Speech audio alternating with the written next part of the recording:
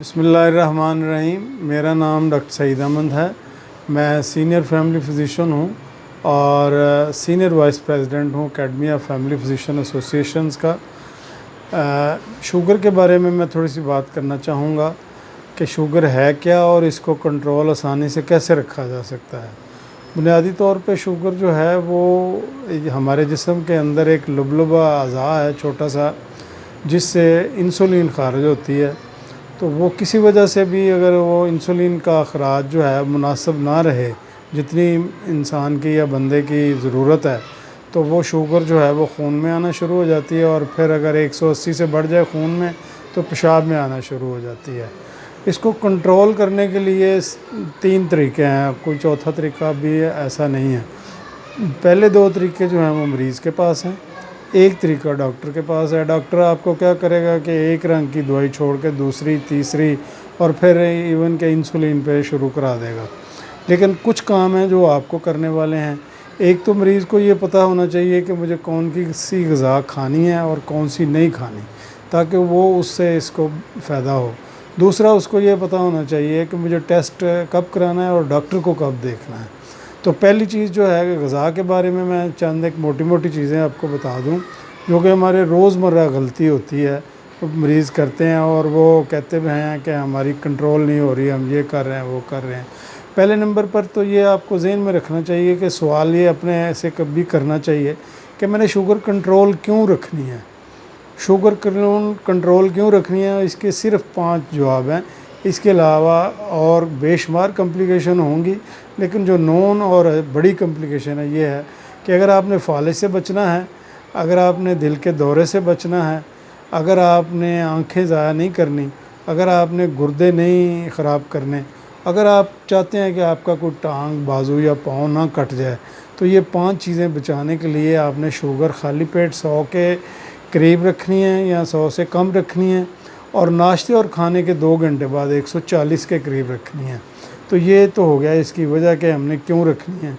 इसके बाद अगला स्टेप आता है कि खाने पीने वाली चीज़ों का मैं पहले बता दूं आपको कि शुगर सबसे ज़्यादा किस चीज़ में होती है।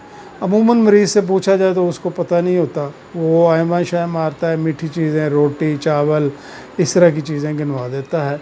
तो हमें ये थोड़ा सा एक कैलोरीज़ का नाप तोल करते हैं हम आम तौर पे डाइटिशियन। एक बंदे को आम जो हमारा लिविंग स्टैंडर्ड है, जिस तरह हम रहते हैं, हमें जो है वो 2200 के करीब कैलोरीज़ चाहिए।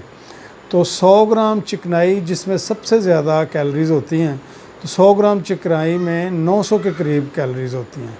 आप अंदाज़ा लगाएं कि अगर एक बंदा 4 दूध पत्ती और थोड़ा सा दही या दूध खा ले तो 900 कैलोरीज़ उसके अंदर आसानी से चली जाएंगी।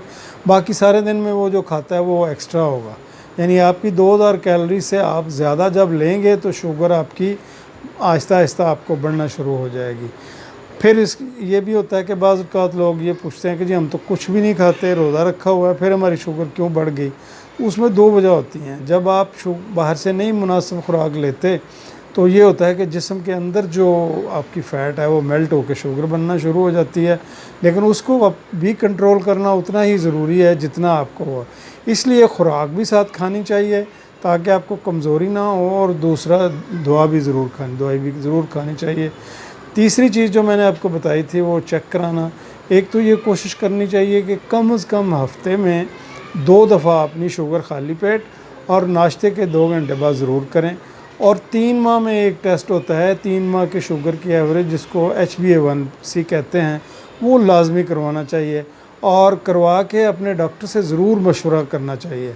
क्योंकि HbA1c जो है उससे हमें ना सिर्फ ये पता चलता है कि पेशेंट जो है वो किस लेवल पे है, या दवाई से ठीक हो जाएगा या इसको इंसुलिन पे शिफ्ट करना पड़ेगा। ये 2-3 चीज़ें हैं जिसके लिए बहुत ज़रूरी है, वो टेस्ट बहुत ज़रूरी है। इसके अलावा अब तो ये WHO ने भी रिकमेंड कर दिया है कि जो HbA1c का टेस्ट है ये डायग्नोस्टिक है, यानी उससे हम अंदाज़ा लगा सकते हैं कि एक बंदा जिसकी फैमिली हिस्ट्री भी है, घर में भी शुगर है, मोटापा है, बैठना है, खाने पीने की आदत भी ज़्यादा है, तो हम बहुत पहले अंदाज़ा लगा सकते हैं कि इसको आने वाले दिनों में शुगर हो जाएगी। अगर उसका HbA1c जो है 6.4 से ऊपर जाना शुरू हो गया तो इसका मतलब है कि वो जो है डायबिटिक हो जाएगा, आज नहीं तो कल हो जाएगा अगर अभी एहतियात करेगा तो बेहतर है। तो बेहतरीन तरीका ये है कि आप अपना वज़न कम करें, दवाई बाकायदगी से खाएं और डॉक्टर की हिदायत पे अमल करें। ये अमूमन होता है कि जो शुगर वाला मरीज़ है वो उस वक्त डॉक्टर के पास जाता है जब उसको कुछ साथ दूसरी तकलीफ़ होती है, जिस तरह के गला ख़राब हो गया, बुखार हो गया या कोई और मसला हो गया, तो फिर वो जाएगा और एंड पे जाके शर्माते शर्माते बताएगा कि मुझे शुगर भी है और शुगर मेरी कंट्रोल है, उसको आप छोड़ दें, मुझे इसकी दवाई दें। और अगर आप ज़बरदस्ती चेक कर लें तो पता चलता है कि वो 400 शुगर है।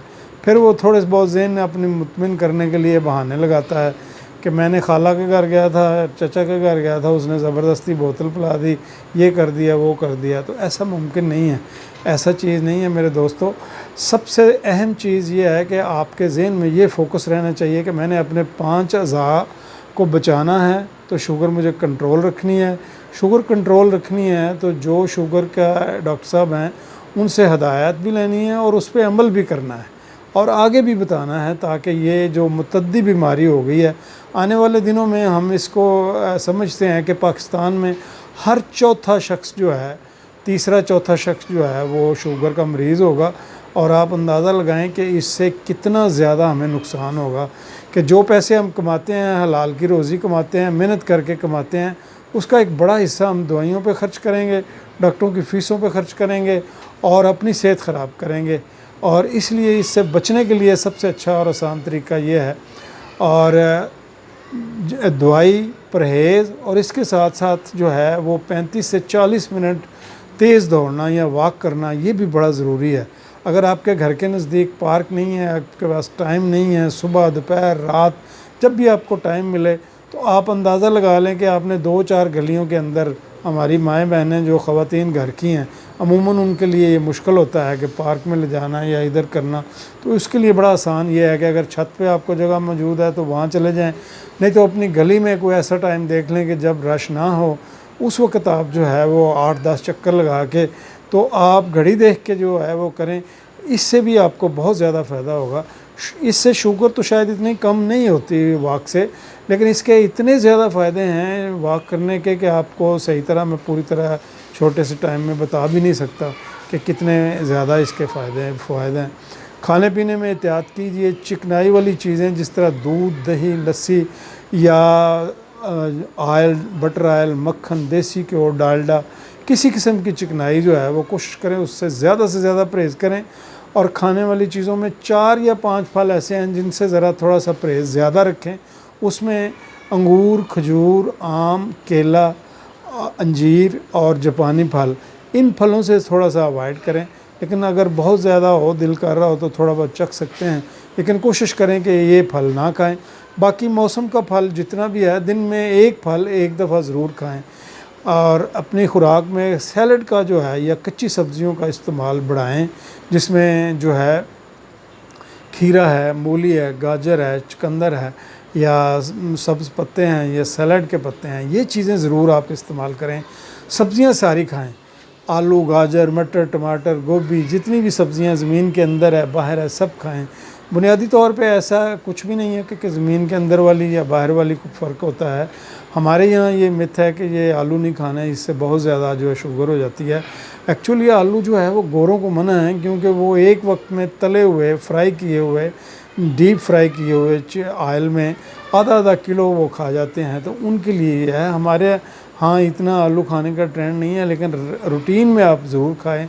दालें भी इस्तेमाल करें, कोशिश करें कि हफ्ते में जो है 2 दफ़ा गोश्त खाएं और गोश्त की मिकदार भी जो है 1-2 बोटी से ज़्यादा ना हो, ताकि आपके अंदर बाकी चीज़ों की कमी ना हो। और अपनी डॉक्टर के हिदायत के मुताबिक अंडा ज़रूर खाएं और अंडा पूरा खाएं। इसमें जो पहले ये था कि अंडा कोलेस्ट्रॉल बढ़ाता है या ब्लड प्रेशर बढ़ाता है, ऐसा कुछ भी नहीं है। ये एक सस्ता और बेहतरीन सोर्स है प्रोटीन का। अगर आप अपनी आदत बना लें कि सुबह अंडे के साथ नाश्ता करना है और दोपहर को 11-12 बजे कोई फल खाना है, 2-2:30 बजे आपने अपना दोपहर का खाना खाना है जिसमें सब्ज़ी और रोटी हो, पिछले टाइम फिर एक फीकी चाय और ये खा लें। रात को सोने से तकरीबन 2-2.5 घंटे पहले या 3 घंटे पहले आप रात का खाना ख़त्म करें और सोने से पहले जो है ना वो 1 कप दूध बग़ैर मलाई, बग़ैर चीनी के ले लें। साथ में अगर 3-4 चम्मच, बड़े चम्मच छिलका इसबगोल ले लें तो उससे और आपको फ़ायदा होगा, आपको बहुत सारी तकलीफ़ें उससे भी बेहतर होंगी। ये अपनी रूटीन बनाएं, अपनी आदत बनाएं। ये जो मैंने ग़िज़ा बताई है ये सिर्फ़ शुगर वाले मरीज़ों के लिए नहीं है, ये उन मरीज़ों के लिए भी है जिनकी जो वज़न है वो ज़्यादा है, उनको भी इससे बहुत फ़ायदा होगा। और अगर अपना वो वज़न कंट्रोल कर लेंगे तो ये लिखी पड़ी बात है, ये डॉक्टर्स ने, साइंसदानों ने ये बात निकाली है कि अगर एक बंदा अपना 10 किलो वज़न कम करता है ना तो उसकी 20 नंबर शुगर नीचे आ जाती है और 10 नंबर ब्लड प्रेशर नीचे आ जाता है। तो आप अंदाज़ा लगाएं कितना आसान है। तो अगर आप मेहनत करके थोड़ी सी तवज्जो दे के इस ग़िज़ा पे अमल करें, इस रूटीन के साथ खाएं, तो इंशाल्लाह आपका वज़न भी कम होगा और आहिस्ता आहिस्ता होगा और फिर कमज़ोरी भी नहीं होगी। इन्हीं चंद कलमात के साथ मैं आपसे इजाज़त चाहूँगा। खुदा हाफ़िज़।